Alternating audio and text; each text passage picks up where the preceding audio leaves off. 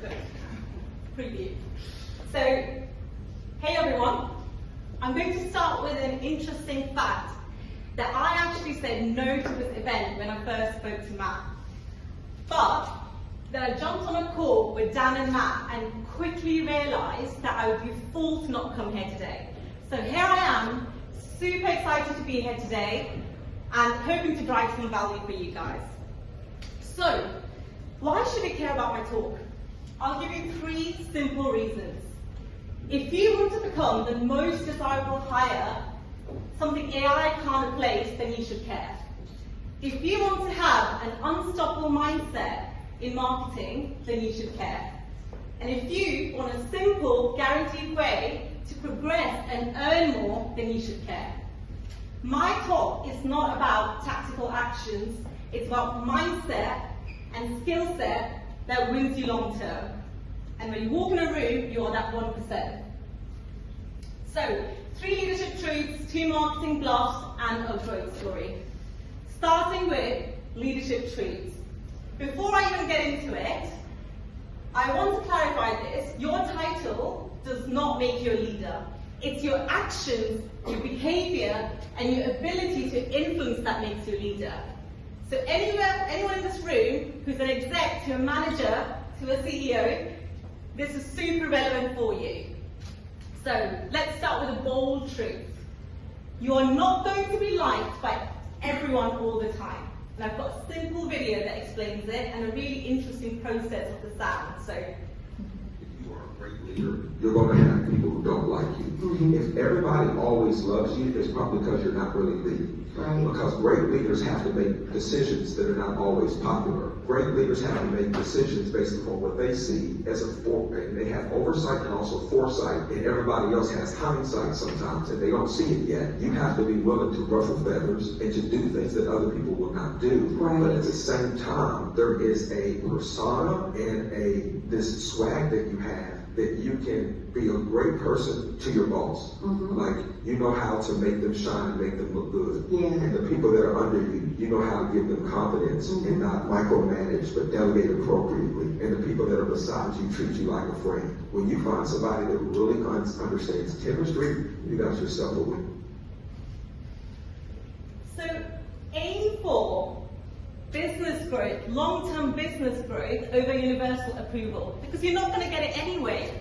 So next time you walk into a discussion in a room where you truly believe in your ideas, try and forget about what people will think of you.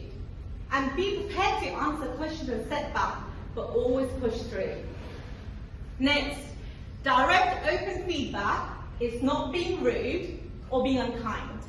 It's actually kindness when delivered in a respectful and supporting way.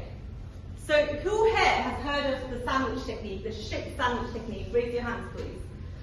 Quite a few. So for anyone who doesn't know it, you start with a nice compliment, you deliver the feedback right in the middle, and then you layer it with another nice compliment. So that is to soften the blow. But you know what? People see right through it, and it doesn't build trust. So try this 6-step simple framework. Number 1, you state your observations and not your story. So for example, Tom, you didn't deliver this report at a set agreed time.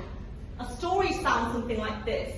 Tom, you've been taking really long coffee breaks and lunch breaks. Your attention's not there, hence why your report's not being delivered. Do not do that. Then, you state the impact. So, Tom, you didn't deliver the report, and the impact is X, Y, Z. Then, you go into learning more. Now, a lot of people skip this step, including myself. I used to do that. This is where you learn more and listen to their side, and then go to the step of aligning on next steps. Next, you end up with offering reassurance and building their confidence, because feedback is tough. We can all personalize it. And lastly, thank them for having an open mindset to receiving feedback. I promise you, this delivers the feedback in a constructive way, but also builds trust and respect long term. Last one, the number 1 skill set that everyone in the business is looking for, which is building adaptability. So I've got my favourite quote here from Charles Darwin, which is, it's not the strongest of the species that survives, not the most intelligent, so not really by IQ, but the one that is willing to change the most. So at my protein, in the last 2 years, this was my team. I started with a team of 24. At one point, it dropped to a team of 5. That was painful. And then we rebuilt it up again.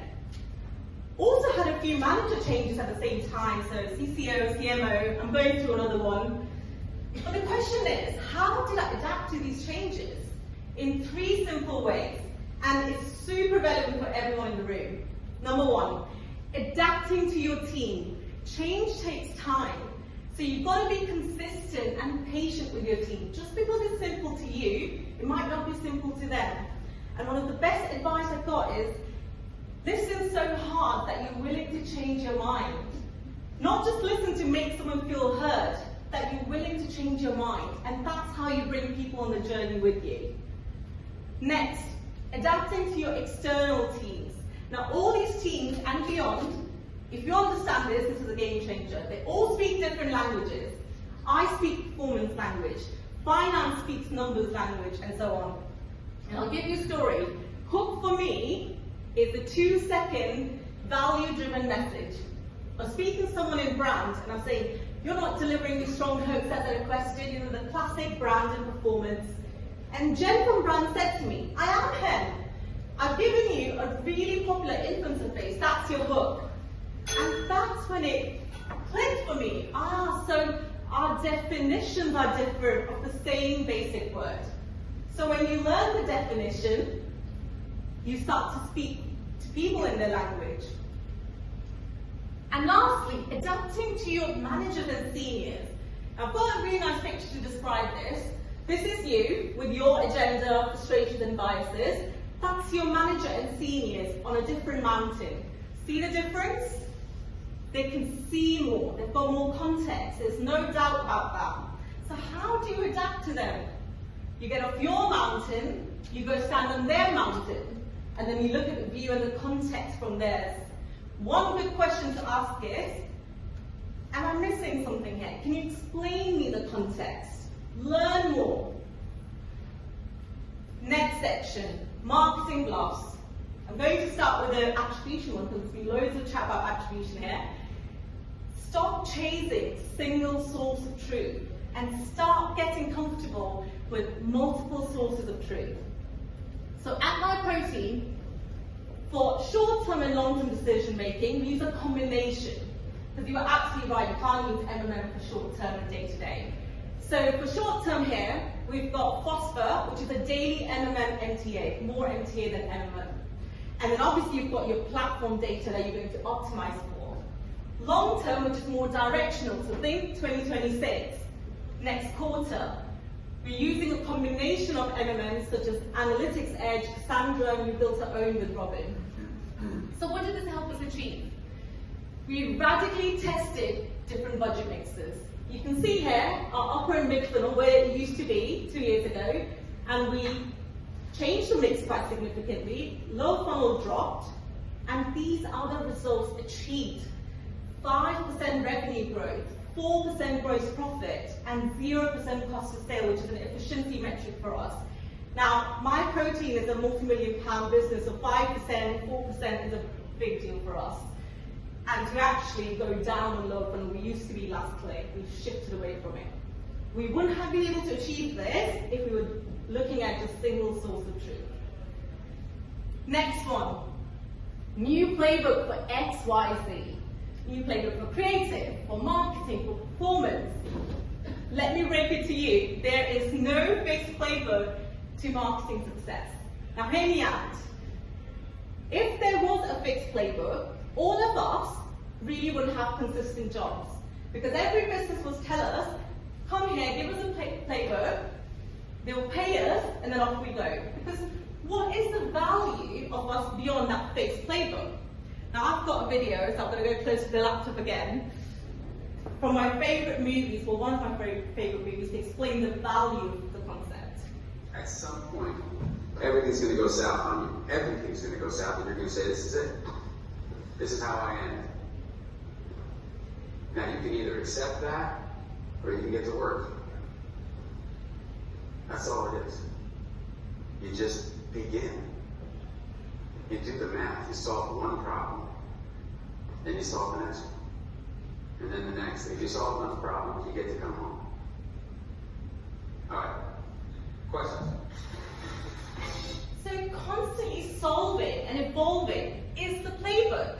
All we're doing as marketers here, that we're solving challenges currently, which evolves our current state of play, and then we move on to the next set of challenges. And that's where we need to accept it. It's not a fixed playbook, it's constantly evolving. Next section, a growth story. So once upon a time, I promised you guys a simple and guaranteed way to progress and earn more. So here it is. Learn more. You want to progress more? Learn more. You want to earn more? Learn more. And I don't just want to be preachy, so I'm going to show you guys proof of my learning and earnings across my marketing career. So imagine my base salary is X, and these are my actual percentage increases. So 27%, 11%, 7%, not bad. But I'm going through another transition and my protein into a new role. And this is my salary increase, 124%. Now that's significant, and also staying within the same company. How did I get this? It started with understanding this concept. So all these roles, what's the difference? It can't be time, because even if the manager started working 18-hour days, they still won't get the same. Something else. So we don't get paid for our time, we get paid for the value we drive in our time. The value a CEO or CMO drives compared to a director or manager is different. So a good question to think right now is, how do you increase the value you drive in your time? Very simple. You learn more, broaden your context, increase your value, and progress and earn more. Here's a snapshot of my growth story. So I'll do some highlights here. So after a few years of paid, I had a bit of an itch, and I went into CRO for a little bit to learn more. And that's where it wasn't just surface level, and I was chatting to Lauren about this. This is where I deep dived and even learned how to do some HTML and CSS coding, and then brought it back to paid. So my context broadened.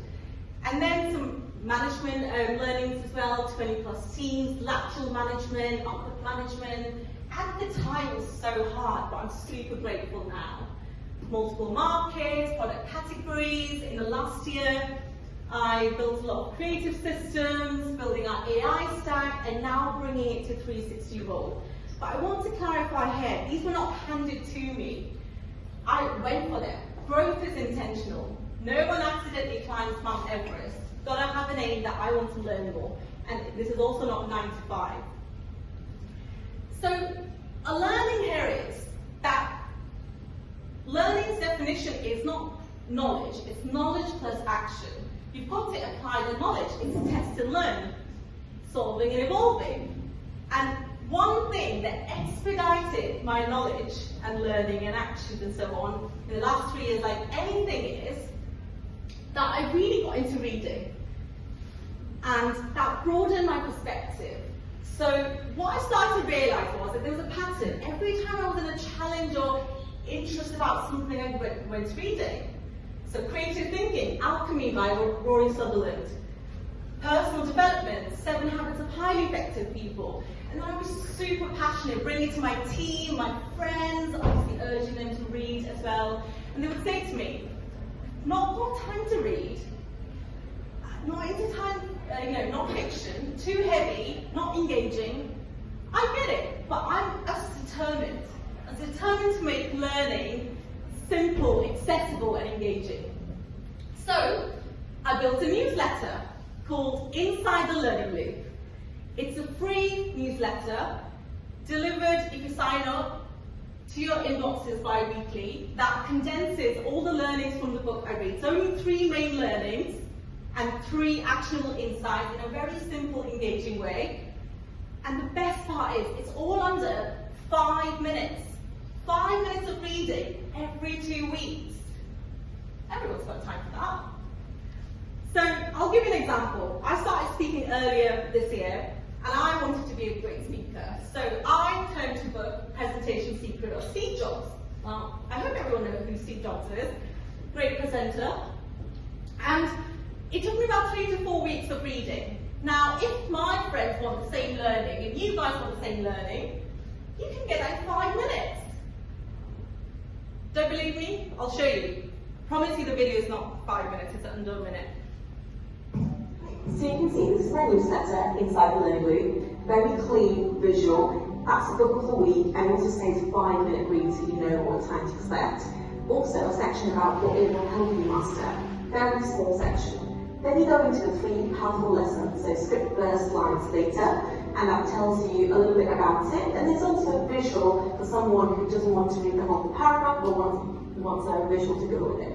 It also has actual takeaways at the end of each section. As you can see, it's very simple, not overcomplicated. That's a third learning. And you go into my aha moments. This is where I share how I implement the learnings in my life, and it gets a bit more personal. And that's it, ta-da! So you can see how easy it is to scroll, it doesn't take too much time, and how visual it is.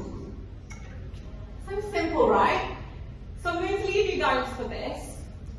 One simple action, free action that you guys can take today to expand your learning and perspective is join me on the journey of growth and learning of inside the learning loop. Here's the QR code, and also if you want daily bite-sized learnings, you can join me on my Inside the Learning Loop socials on TikTok and Instagram.